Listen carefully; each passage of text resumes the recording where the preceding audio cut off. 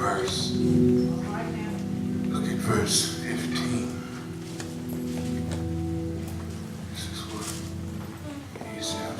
He said, and call upon me in the day of trouble. I will deliver thee, and thou shalt glorify me. We won't talk on the subject. You can live through the storm.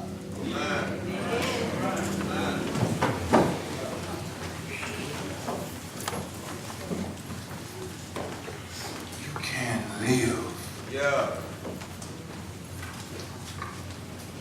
through the storm. Thank you. Today, you and I live in a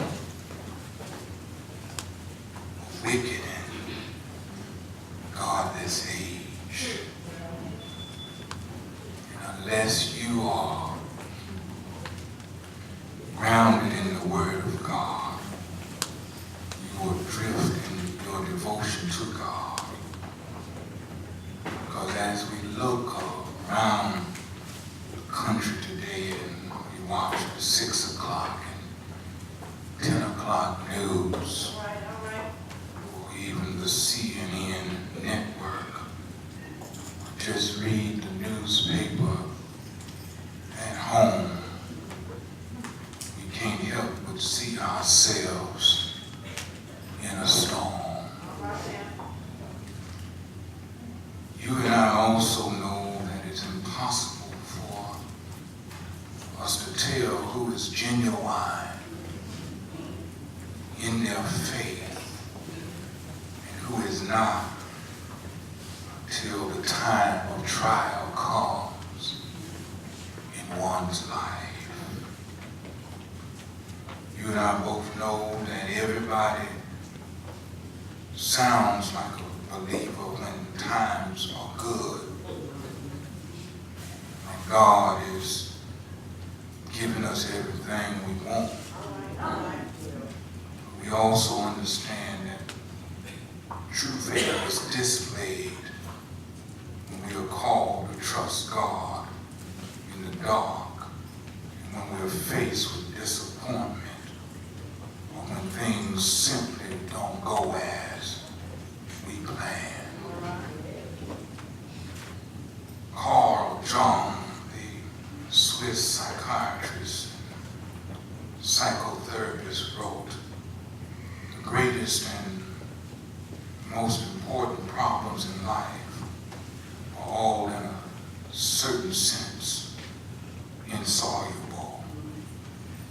They can never be solved, but only outgrown. And we also know that many Christians have either lost part or all of their faith in God when they were hit with unknown, severe torpedo shots in life. And unless you have full understanding as to why God will sometimes allow bad things to happen to good people in this life, you can have your personal levels of faith in God shaken to its very core, depending on the severity of the storm cloud that may have just struck your life. Sometimes people pretend to be one thing. In reality, they are another. As Christians, you know firsthand that until you fully understand why God has allowed this severe adversity to hit you in the first place, if you wasn't straight with God before you went through, you surely gonna be straight with God while you're going through. Socrates once said that the The unexamined life is not worth living.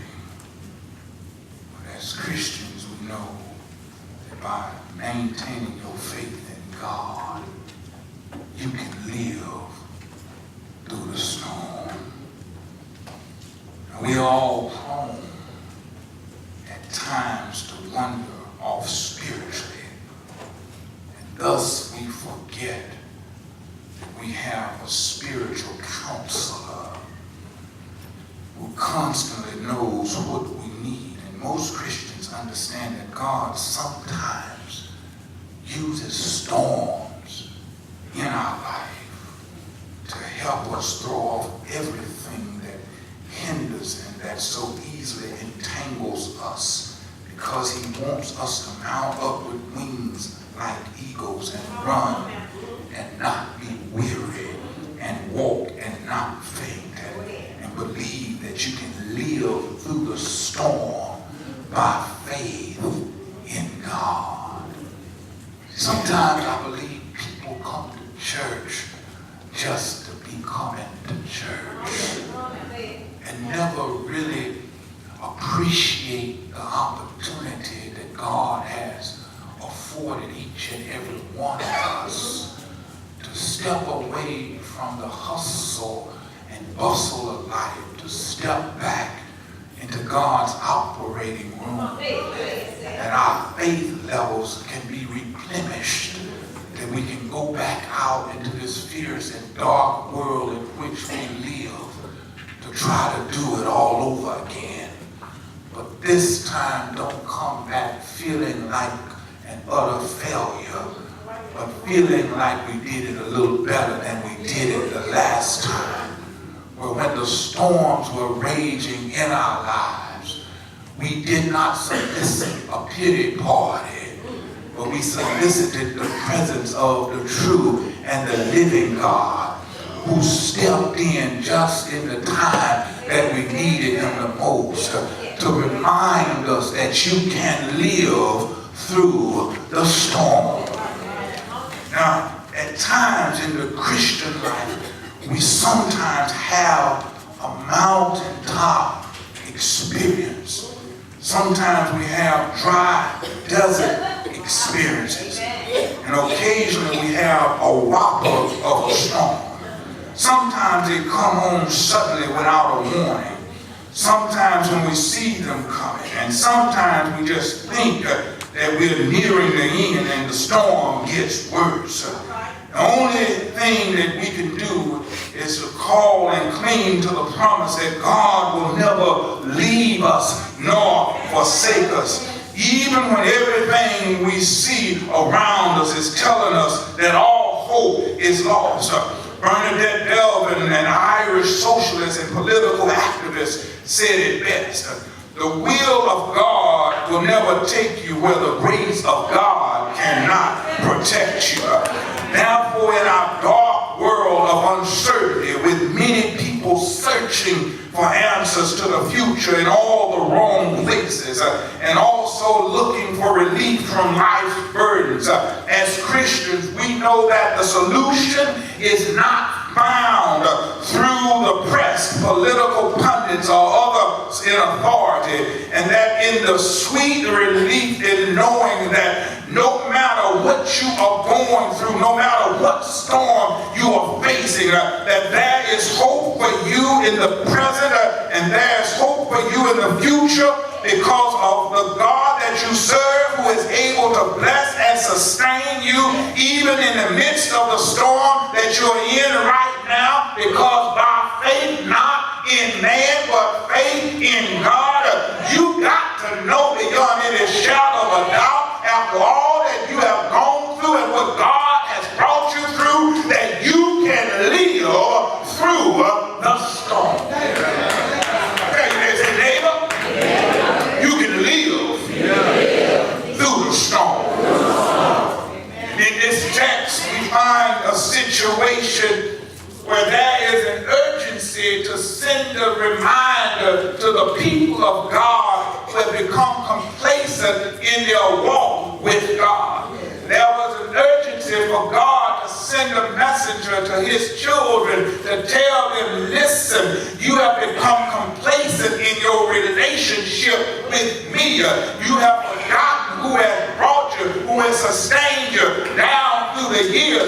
You have forgotten that even when things were not going bad in yesterday, I was still God. I was there when wasn't nobody else there. And you began to put your faith in the things of the world which I created instead of putting your faith in the Creator.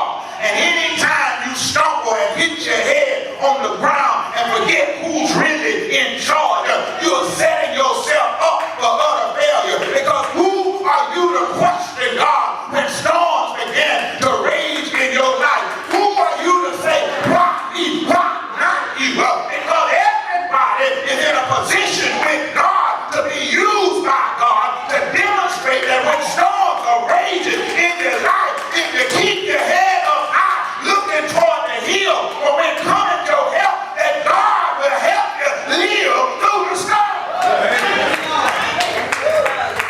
Sometimes you want to be the only one. Nobody going through. Put me. Only Negro in town.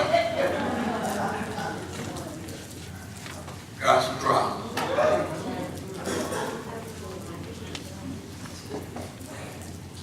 Nobody got no problem on the job. Nobody else got no problems at the house.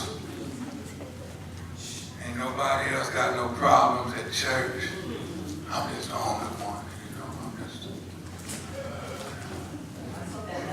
I'm the only one. I just need somebody to come to my pity party.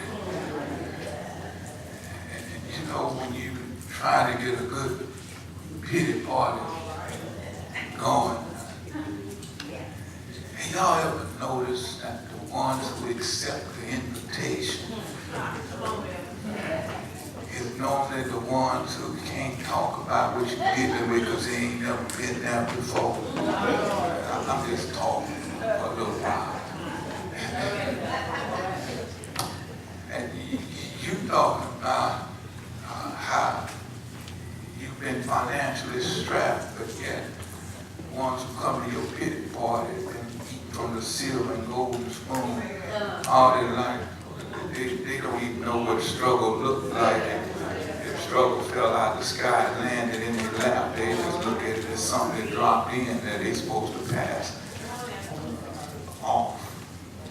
You ever notice that when you just sick as you can be and just messed up in the head, that the ones who usually call ain't never really been sick and had to depend on nobody but themselves, but yet they, you know, want to give you all the advice in the world. They wrote the book of advice. By them writing the book of advice, they feel they are the author and the finisher of advice. And therefore, they specialize in advice. And if you need some advice, call them. And God was saying, listen, y'all been migrating down the wrong path too long. Y'all been dealing with life's adversity the wrong way. You've been soliciting folk on your level, and it ought not be a mystery to you why you can't seem to come up to the next level in your walk with God, because you're hanging out with folk just like you, the folk who like to beat down because they enjoy being. Y'all don't want to talk with me. See, some folk like to stay down here. They don't want to get up here because getting up here scares them, because they know when they stand up and look up toward the hills from whence cometh their help. They heard down through the grapevine that the Lord might not come when you want him to come, but he's always been right on time. And in the text, it contains three parts about prayer. The first first is a command to call upon God in the day of trouble. The second part of the verse is a promise that the Lord will deliver. And the third part is the response that after I've done it for you, you're going to glorify me. That's the part where you got to lift up the Lord to let others know it was not nothing that you did, but it was all what God did that brought you out. And if I go back and just talk for a little while, see, God said through the writer, he said, listen, call upon me in the day of trouble. He did not say call upon me when things are going good, but he said while you're going through, call upon me in your day of trouble. What he was saying is that, listen, I want to show you something that you hadn't seen before, that when trouble is going on in your life, that I'm able to even cut through the trouble because I am the one who can control trouble. And he said, if you call upon me in your day of trouble, what's going to happen is your adversary, who is like a roaring lion going seeking whom he may devour, is going to see something go down in your surroundings that he is not going to be particularly happy about. But the key is to get this, you got to call on me in the day of trouble, not when trouble is on the way out, not before trouble gets in, but he made it clear, call on it while you're in trouble. Most folks while they're in trouble, they can't call on nobody who gonna talk good sense because they want somebody to be down in the valley with them. But the Lord said, call on me when you are. That's what he said. He said, when you are financially strapped, call on me. When your body is wrecking with pain, call on me. When don't nobody understand you and they dogging you out, call on me. When you can't seem to find your way around a situation, call on me. You're saying that when you're spiritually depraved, call on me. When don't nobody want to walk with you and talk with you, he said, in the day of trouble, call.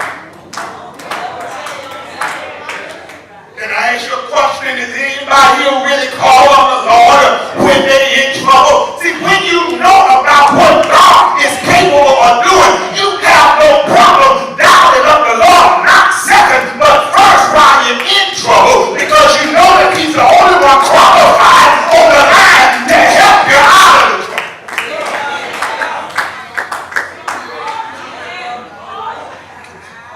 Can I just tell you something? See, it's something about God. God is not like man, that he should lie.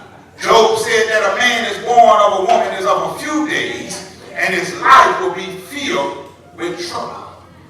Job said, naked I came, and naked I shall go, but blessed be the name of the Lord. Can I paraphrase it? Job was saying, I'm dealing with some stuff, but I'm not going to let what I'm dealing with take my focus off who I serve. And when stuff comes into your life, you cannot allow the stuff that came in to take your focus off who you serve. You can't allow the stuff that you're dealing with to rob you of your spiritual joy. But you got to look at it as an opportunity for you to call on God while you are in trouble, so that God can show up to show you how to handle trouble. Look what he said in part 2 of the text. He says, right here, he said, I promise I will deliver for you. Ain't that something? What he was saying right here, he said, listen, whatever your situation, if you call him, here's the condition. He said, whatever your situation, if you call on me while you are in trouble, he said, then I will deliver you. Read the prescription one more time, preacher. He said, if you call upon me in the day of trouble, I will deliver you. You go to the doctor gives you a prescription. And the prescription reads, take this 3 times every day at the same time. This prescription reads, do not use until trouble is there. Help me now. Help me. Stay with me now. Do not use it until trouble is there. I don't have an incline that trouble is coming. No, it's not when you use it. I feel a headache. That's not when you. I see my children trying to act. That's not. I see my spouse going in the wrong. Yes. My body has been reckoned with. I feel the side effects of what I just went through. That's not. But the prescription says, when it gets there, use it, call it. When it hits and you know it's a storm, call it. When you call it, believe when you call it that I am going to hear your call and I'm going to deliver you. But listen what he said. When I deliver you, you got to promise me one thing, that when you come out, you got to praise me. When the Lord has done something for you, you will not have to be proud to give God some praise. Because when the Lord has brought you through the storm of your life, because you called on him when the storms got into your life, and when the storms of dead sinner in your life, the Lord did answer and deliver you in your storm.